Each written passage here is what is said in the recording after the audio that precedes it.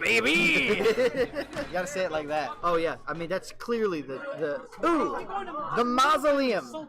This mausoleum is one heck of a stage. I strike this whenever it comes up. Yep. Interesting choice, as everyone knows. The ground will break away after a few hits to reveal like one of the most annoying trampolines in the game. Okay, it breaks the stage, literally. The ever-confusing Helix is going to go with the Guardian and the Blorb. Yeah. Oh, Blorb. Usually he goes for that Ice Dragon, but I can understand why he would change it up this time. A lot of Ribbon Girl's weapons can be defeated by that Blorb. He's got to be pretty nervous going up against Nova so many times over the past couple of weeks. As we can see, that they've played twice in bracket, and Nova has won both. So, hey, maybe Derfla can pull a victory out, or Nova can give up the train. You know, in the vein of the month that this game has been around, it's a long time rivalry between Derfla and Nova, coming out in losers bracket of all places. What a turn of events. The community's really growing. Yeah, a lot of new faces, new stronger challengers. A lot of Smash players coming in to put in their foot in the water. Is that a phrase? No. All right, so Helix trying to keep up the shield, and he's squiggling about. Oh, he got the paralyzation. Oh, but the grab. All right, Helix trying to keep out on the wide side. Both of them having their supers. This can come out any time. Yeah, the rush would be quite a hit against Helix at this time. He's treading some dangerous water. The Blords go out and manage to get past blind. Where's he? Okay, that's a good time to use his rush. I think you're mistaken. Well. That was not a good time. It would have been a good time to use his rush. Nami? Who's doing the commentating? Okay, Blorb's going out, but it gets superseded by a cut from the low.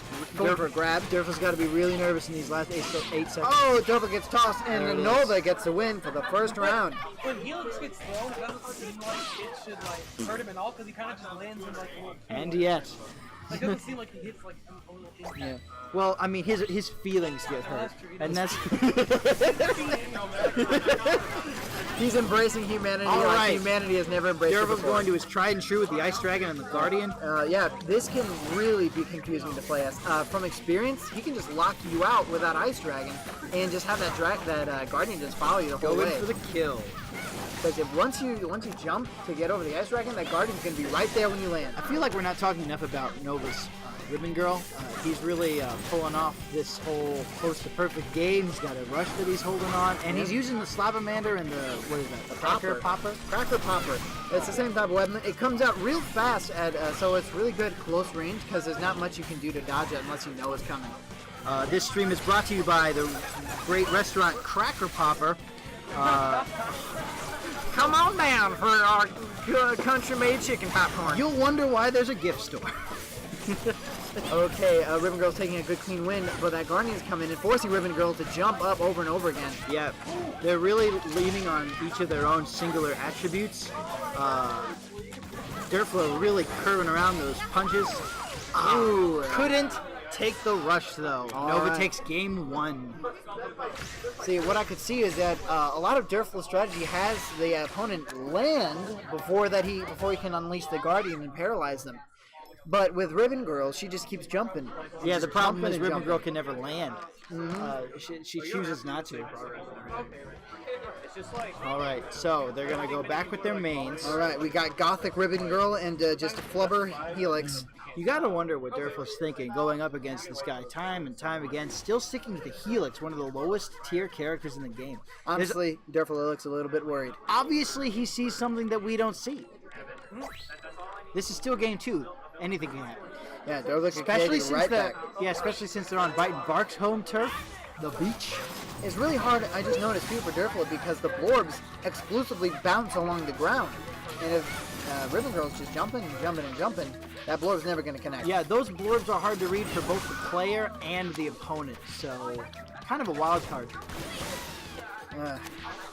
Nova playing a perfect game right now. Yeah, Nova going with a double popper is trying to surprise Derfla whenever he gets back up. Yeah, those poppers can be really disarming because once you get hit, then you're hit a bunch.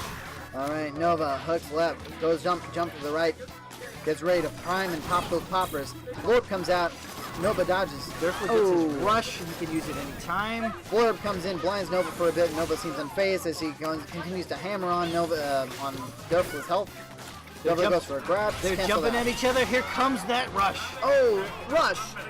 Got a little bit there. rush canceled out by a play by Nova. Derfla's really not doing too hot. He's going to have to change tactics soon. Nova needs to remain unfazed and just look for the openings. Yep. Oh boy. Okay. All right.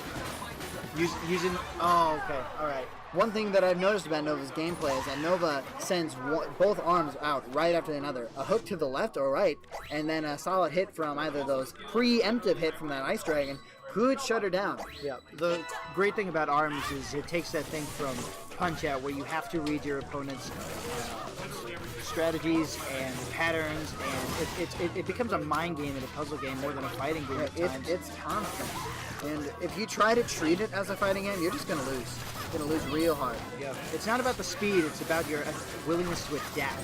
Both of these characters using the same strategies is such an opportunity to adapt. But, you know, with these high-level players, sometimes you just got to brute force it. Derfla's getting a good grab. One thing that I think Derfla could do is to scrunch down into his little puddle. If he stands up yeah, tall, he does that when he's coming up from his Nova falls. being merciless to Derfla. Yeah, this is a vicious cycle that we're witnessing. Probably the end of game 2. If Derfla can figure him out right now, we could probably take it Here right comes, back. here comes. Ooh, no. Oh, yeah. Taken for the rush out from behind. Still alive by just a little bit. Yeah, just leaving one hit left. He's definitely going to go out with There's a fight. that ice. There's that ice. Okay, so we have a close game. It's really tight. Derfla has got to be really careful.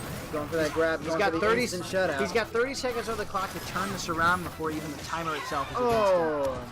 Couldn't pull it together. That is the set. Nova takes both games. Nova is continuing on in the loser's bracket. Yeah, loser semis coming to a close. I think we're gonna warm up for the finals here pretty quick. Yeah, now all we've got left is winners finals, losers finals, and grands. It's gonna be something. We're down to our